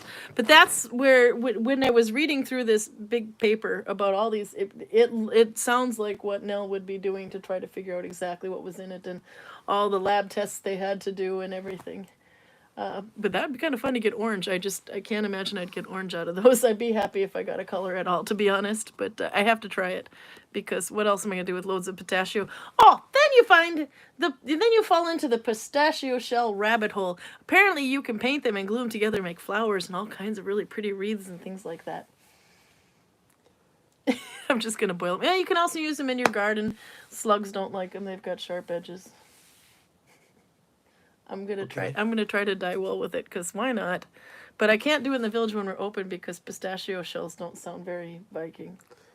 No, but that's why I You asked. can powder it up, but isn't. That's why I asked where they're from, because what something sounds like to an uninitiated person is neither here nor there. Yep. The question is, basically, if it was anywhere in the last part of the Silk trade route, the Vikings would have access to it if they had an interest in it. Yep. So if it could make a color that you can't make with the things they have readily available, they would be probably interested enough in it to buy it. Yeah. It's Well, like because you could bring back madder root powder. This is what we know they did that. People keep telling me Powdered again madder and root. again and again and again that the teardrop-shaped shield is not Viking. Well, it did exist in the Viking Age. It just didn't exist Definitely, here. with no doubt about it. And it probably existed here as well, because it's reasonable to assume that Harald Haralda's army that attacked England when he was killed at Stamford Bridge probably was wearing teardrop shaped shields to a man. Yeah. Because when you look at the Bayeux Tapestry, that is the Battle of Hastings, They have kite shields. just Yeah. 2 months later, everybody, both sides, are wearing kite shields or the teardrop-shaped shields. No, that's true. So the idea of the Vikings just kind of have that rolling book up over with there. outdated shields is kind of dumb. Yeah. No, so there you go. Well, I would have assumed they were probably plant dyeing with their The problem is pistachios, that but you're just not operating here. with schemas. You're operating with the ideas that people have in their heads rather than what is probable to have been reality. Supernatural dies at the village witch's house. Yes! We're going to put it on Lisa's house. I'm already Neon supernaturally green. paid for that house. Speaking of supernatural, by the way, I first have to get through this one. I study crafting science. Yeah, no, Nella knows her shit, by the way. Whatever she says is better than what I say. Yeah, and she was answering your question, actually, but... What did she say? No, it was Jenny said, "What kind of tests do you do?" I'm intrigued, and what program of study are you in? And yeah, Nella's studying crafting science. No, she knows way more about textiles than I do. That's why I'm asking her. And then Jenny has a PhD in nursing, so she's got a little lab experience, but not all that she wanted. Roger's on here too, by the way. Nolvio's other half says, raw, untoasted pistachio have a leathery red skin on the outside of the wooded shell, and it can stain your fingertips red. The red I was reading about, maybe that's the one. These aren't very red, though. But the raw ones, yeah. Roger could know this. Roger might know. Let's see. And then Raymond says, the ancient Romans were the first to import seeds of the pistachio tree to Italy from the Middle Eastern colonies, and knew the nut by its Greek name, pistachion. I'm probably killing that. Now, this is walnut husks give a nice dark brown color, so dyeing dark gray with it might give a quite dark color. I've done that one because a lot of people were trying to say that you could get black from walnut in an iron pot kind of a thing, or oak nut maybe, but it's not a true black. I think that's where we kind of drew the line and said no, but you can get a very, very dark gray, but it won't be a true black. It's also like saying, oh no, but if you take the black wool, the wool of a black sheep, then you get black, but it's not a true black. It's more like a charcoal gray. Yeah, but And then some of it's actually brown. Then again, every color, you don't have true black like anywhere. No. Every color is But dark gray. the It's oak just one, a matter of how dark it is. yeah, the oak one or the walnut, etc. Maybe it was a walnut fruit. I don't know. They that one I've been told quite a bit, but from what I've understand and from tests that I can see, it's not a true black. But you can get a true black, I thought, with a lichen, but tree beard or something like that. But I'm not sure. More homework for you, Nella. Who says you can't use those lab equipment for testing? No, but anyway, so that's the kind of the thing that we've always said as far as the Instagram Vikings. One thing you wouldn't see, you would see more color and not so much black leather-clad Vikings. That was another one, leather, but that's a discussion for another day too, by the way. Yeah, no, that's also pretty clear. But when it comes to how much leather you will use in battle, Yeah. that's an image. Well, we don't know because we don't generally find people basically where they died in the equipment I was wearing when they died. Okay, so we'll take that debate today. There was another one that there was, I was actually posting to Reddit because I was ahead of time today.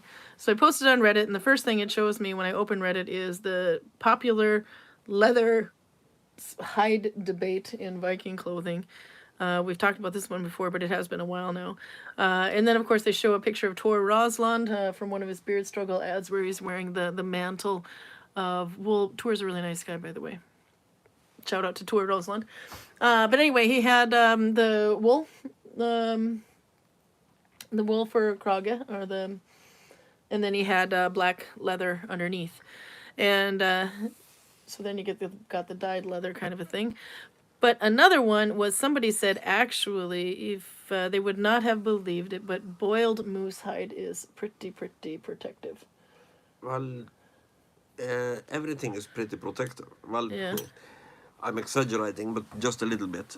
Cutting through cloth or even hair is difficult. But you certainly can do it. What you cannot cut through is the rings of a chainmail, for instance. No. So, Spear could. Rune had a very interesting customer a couple of days ago. Oh. He was talking about the horsehair plumes on the dragoon helmets of the French, I believe, during the Napoleonic War. And he said that part of the point of them is that they are hanging down behind your neck so nobody can kind of cut your head off with the saber.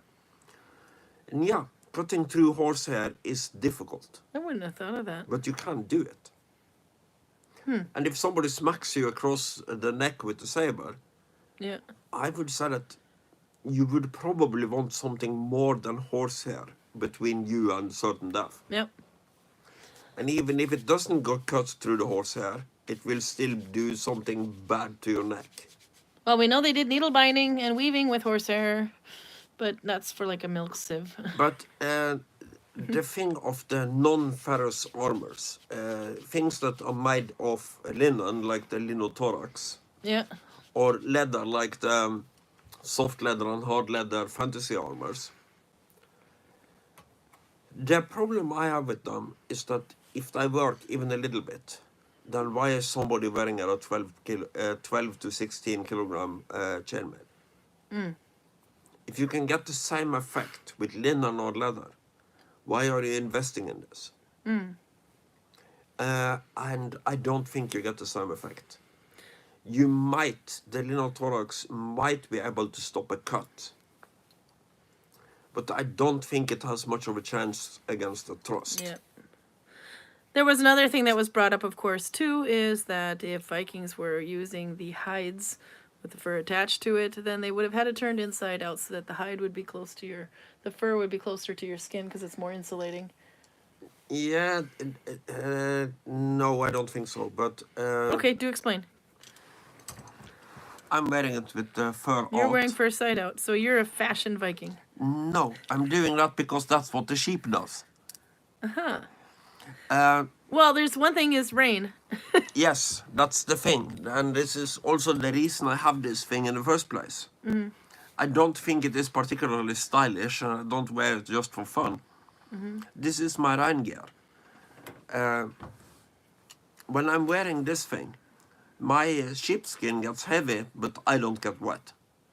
So I just have to put the sheepskin in a warm place, and voila, I don't have a problem with rain. But we found out in the case of your hat, when we put fur on the outer edge of your hat and it starts raining and you start doing this every 5 seconds, you now have like a But skid mark that's in your true fur. for this too. Yeah, this the fur will is, come off if it's wet. This is like It doesn't 3 or dry. 4 years old, maybe even a little bit more, maybe like 4 or 5 years old, and it is starting to fall apart, but it still works. Yeah.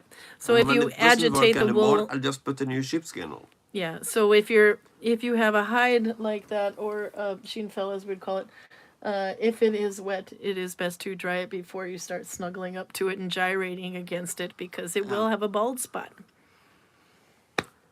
She is the one who is gyrating against me, by the way. No, he's too tall. So we did like a double hour. It's like actually still 15 people hanging on and 6 likes. One of them is me, by the way. I decided to like my own video because I put it up early. But anyway, so actually they're hanging on. I'm in at 1:15, so we've gone pretty much almost 2 hours. But again, we got the bonus village tour, which was quite cool. Next week, if it's nice and clear, we should start out outside. I wanted to do this today, but I'm not going to get around to it. But I'll have maybe the other hat done. I want to steam block this one.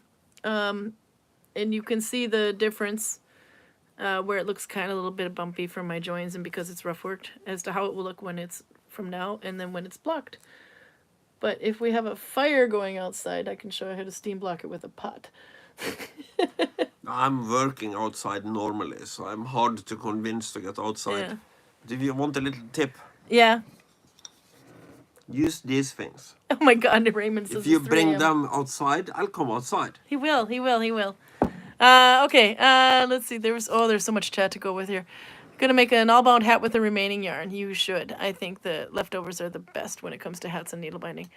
But there's a lot more in here about what the original I yarn have is to go for. back to lemony thing because I've drunk all the good beer. Ah, yeah. If that was a thing, okay. I think the black was the most easiest to dye with swamp mud, but if that was the thing in the Viking Age, that's a different question. Whew. Yes. Oh my God. He's so proud of himself. Check it out. Do not swish that, by the way. Look how perfect. And there is no spillage on the table. This is done by a person who has consumed 11% plus. You're actually gone back to the stinky beer, I noticed. Yep. Nope, I like that. Okay, we're going to tell Raymond to go to bed because it's like 3 a.m. here. We took a lot of extra time. I'm so glad that we did spend the time in the village, though. It was nice to be out there again for the first time. Since he's drooling. Well, next week, if we get a chance, we'll get a fire lit up if it's nice outside and everything, and then we can try to do this with a pot through a wet cloth. But it'll be nice to see the difference between blocked and unblocked. But Go, Karl, she says. Another thing I have to mention. Yeah? I know what beer is left in the box. You know which beer is left as the box. Do we need to go shopping? The only one I'm vaguely interested in is Vaguely. the Putin beer. Do we have to do the Putin beer? All the other ones are going to be crap. Yeah, but are we going to save the Putin beer for Louisa, or...? Well, Louisa was here today. Yeah. Yeah, no, I just want the Putin beer and Russian on site. This could be interesting. The beer is put out by Ukraine, so Putin's not looking too pretty on the beer. I'm not sure about the direct translation of the name of the beer. We do have to do the Putin beer, though. We've been hanging on to that for at least 6 months it's now. something like Putin dickhead. We gotta get Louisa for this. Okay, no, seriously, Raymond, go to bed. Okay, thank you guys. It was real fun today, and we'll have, we'll try to be more, bonus episode. Okay, say goodbye, Karl. Goodbye. Those glasses are awesome. See ya. How do I hit